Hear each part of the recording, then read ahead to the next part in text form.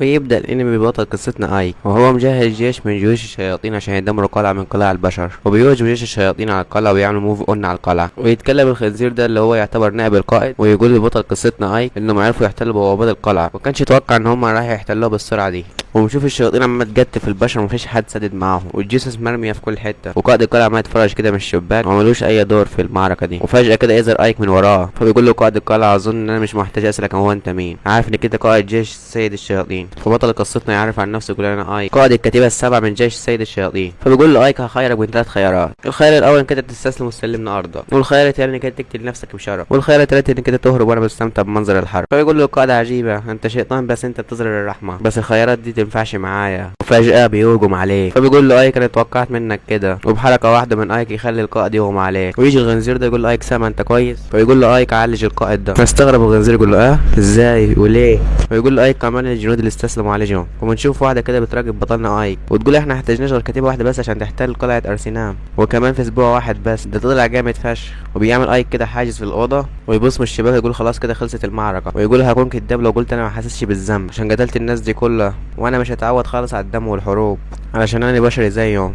وبعدين بدأ يحكي عن المعلم بتاعه، يقول ان هو كان ساحر عظيم وكان يعرف كل حاجة عن الحضارة القديمة، وكان اسم معلمه ده رومبرغ. ويقول كمان ان المعلم رومبرغ ده علم كل حاجة عن السحر. وفي وصية معلمه قبل ما يموت قال له ما يحكيش خالص عن الحضارة المفقودة عشان هي هتعمل كارثة في يوم من الايام. وقال له كمان ان هو ما يقولش لحد ان هو بشري، وما يخلعش القناع اللي عليه ده ابدا علشان سيد الشياطين اللي عارف كده هيقتله. ويقول ايك ان هو عمل حاجز قوي في الاوضه ما حدش يقدر يدخل من غير ما اذنه، بس يطلع في بيت تحت المكتب بتاعه. راح هو يتفاجئ يقول انت من امتى انت هنا، فهي تقول ما شفتش حاجه وتترجى ان هو ما يقتلهاش. راح جت تقف خبطت راسها في المكتب، شكلها هبله البنت دي ولا ايه. فيبص عليها ايك ويلاقيها تبكي، فيقول والله يا بنت انا اللي عايز ابكي، ليا 20 سنه ما حدش يعرف ان انا بشري، يوم ما اتفضح كده. ويتغير المشهد للخنزير ده، هو يقول لبطلنا مش شايف انك انت بتسيب بشر كتير عايشين. فبيقول له ايك انه ملك الشياطين الحالي مختلف عن الملك الشياطين السابق، هو بيهتم بالنتائج بس. فيتكلم الخنزير ده يقول ان القاده كلهم بيقولوا ان احنا نقدر نقتل البشر ونحرق فيهم. فبيقول ايك لو قتلناهم كلهم مين هيدفع ضرايب، وكمان ارسنال دي مدينه تجاريه مين هيتاجر فيها بعد ما البشر يموتوا. فيقول له الخنزير ده صح، بس لسه ما كملش كلامه يلاقي شويه من البشر واقفين قدامهم كانوا عايزين يتكلموا ايك. فبيتدخل الخنزير يقول مين سامح البشر الوضيع ان هو يتكلم مع ايك سامع. فيقاطع ايك ويقول له تحدث. فيقول له الراجل العجوز ده احنا لازم ندفع قد الضرايب ليه. فبيقول له ايك نفس كنت تدفعوه الاول. كلهم بيفرحوا يا عيني، بس لسه ما كملتش فرحتهم. فبيقول لهم ايك اي حد هيعارض سيد الشياطين هيعاقبوه حتى لو كان مين. وفجأة ايك يختفي من قدامهم ويظهر ايك كده ويعرفش نفسه فين. وفجأة كده من وراه يهجم عليه وحش فيتفاداه ايك. فبيقول ايك برضه تاني، والوحش شغال يهاجمه وايك يتفادى. فبيقول انك انت وعدتني تستدعينيش فجأة يا قائدة. وتطلع مين بقى القائدة بتاعته دي؟ ايوه هي نفسها اللي كانت بتراقبه. فبيتعصب ايك وضربة واحدة بس يقدر يدمر الوحش ده. فبتقول للساحر العيل الصغير على طول كان يستخبى ورا جده الساحر رومبرغ، ودلوقتي كبر ولقي قوي فشخ. كنت واثقة ان الوحش اللي انا عملته ده يقدر عليك. وتطلع دي هي قائدة الكتيبة السابعة من جيش سيد الشياطين واسم الساحرة سيفرو. فبيقول ايك ان دي رئيسته الفوقية على طول وهي الشيطانة الوحيدة اللي هي عارفة سره. فبيقول لايك ان هي كانت تقدر تبعت واحد ليه، فبتقول له مش ممكن انا ابعت لك واحد. فبيقول لايك طب انت عايزاني ليه؟ هل عشان ارسنال من اللي انا احتلتها؟ كنت هبعت لك التقارير. فبتقول له مش مهم اتباعك قالوا لي كل حاجة، احتليت ازاي المدينة وبعد ما احتليتها عملت ايه، مفيش مشاكل يعني. بيقول لايك انت استدعيتني ليه؟ فبتقول له ان سيد الشياطين عايز يشوفه.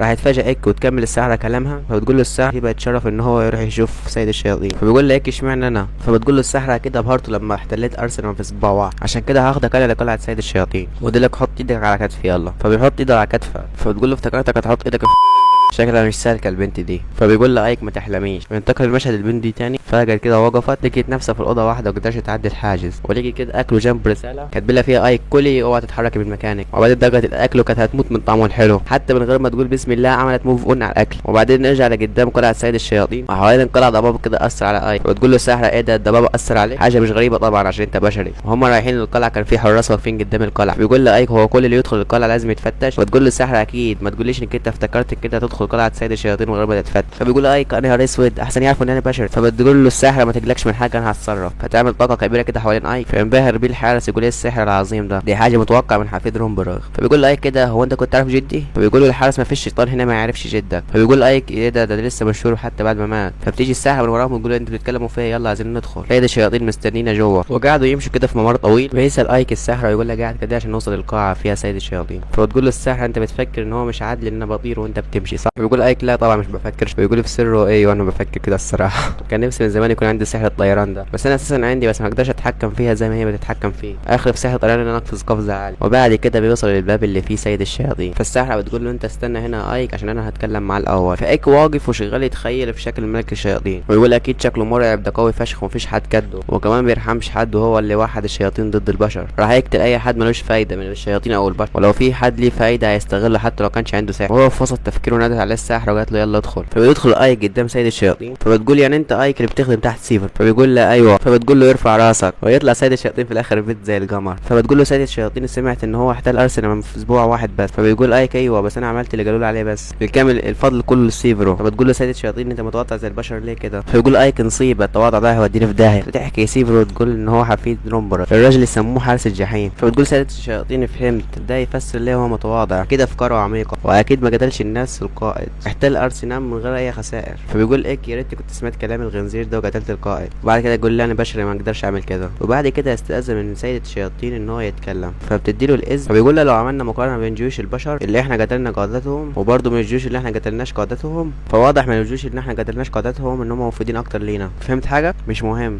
ويكون اسم سيد الشياطين ده دايركتني. فيقول كده بطل قصه تفسيره سيد الشياطين دايركتني. عرفت اتكلم معانا كام دقيقه وانا عارف ان هو عارف الحضاره القديمه زي رومبرغ. فتختفي دايركتني وتقف قدام بطلنا وتقول له انت مختلف فعلا عن باقي الشياطين، انا عايز اشوف وشك اللي خلف القناع وهشوفه المره الجايه. وتقول له انا متوقع منك نفس النتائج المره الجايه، اشتغل زين. وايك وقع على الارض كده كانه يقول في نفسه يدين امي ده انا كنت عاملها على نفسي. فبتقول له الساحره ايه ده يا ايك انت مش متعود انك انت تتوتر كده؟ فبيقول له انا ممكن يكون لابس قناع مخيف بس انا غلبان والله. فبتقول له الساحره انت مش المفروض تبقى ممتن عشان هي عرفتش انك انت انسان، عموما هي كافأتك. فيستغرب ايك ويقول مكافأة؟ فبتقول له انت ممكن تعتبرها مكافأة بس انا بالنسبه لي كعقاب ليك. ويرجع ايك للاوضه تاني فيلاقي البيت دي نايمه، وزي ما قلت لكم عملت موف قلنا على الصحن الاكل. فصحيها ايك تقوم مخضوضه فبتقول له النبي ما تموتنيش والنبي ما تموتنيش، اعمل لك اي حاجه بس ما تموتنيش، مش عايز اموت.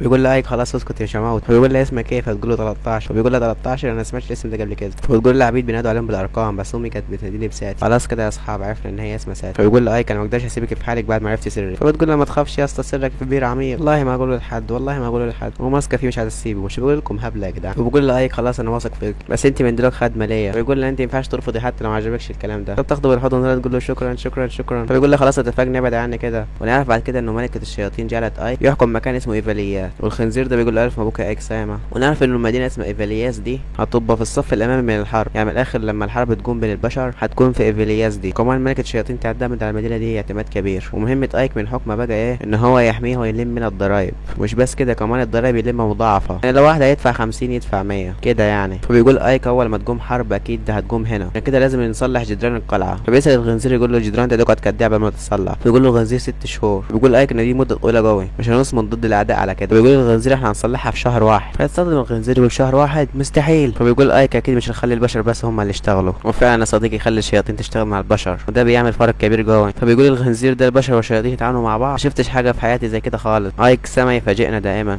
قسم مرضيات الشغل من 8 ساعات ل 8 ساعات، يعني الشغل 24 ساعه في اليوم، وكمان يدفع لهم عشان يرفع معنوياته. انا اقدر اخمن ان الراجل ده عبقري، وده كله بقصده على ايك هو يا جدعان. بيكمل الخنزير يقول انا عرفت ليه دلوقتي بيقولوا عليه اذكى قائد من قاده الشياطين. وفي صخره ضخمه كده وقفت معاهم، يجي ايك كده يقول لهم يبعدوا ويدمر الصخره دي بضربه واحده. والخنزير ده يعني هيموت من الاعجاب في ايك. بيقول في نفسه اكيد ايك سما ده هيبقى ملك الشياطين. خلاص كده خلصت الحلقه الاولى من الانمي. لو وصلت لحدنا يا صاحبي اكتب تم في التعليقات عشان ده بيشجعني، ولو عايز نكمل الانمي ده اكتب برضه في التعليقات. هو انمي جديد كده كده كل اسبوع بينزل حلقه، ولو في انميات تانية عايزني الخصها لك الخصها لك بس اكتبها لي في التعليقات. ده اول فيديو ليا كتلخيص للانمي، عايزك كده تبخلش باللايك الاشتراك والتعليق ودلعني كده عشان اتطور في الشغل، نعمل بعد كده انميات عظمه، حتى اسلوب التلخيص يبقى عظمه اكتر عن كده. بس كده وسلام يا صديقي.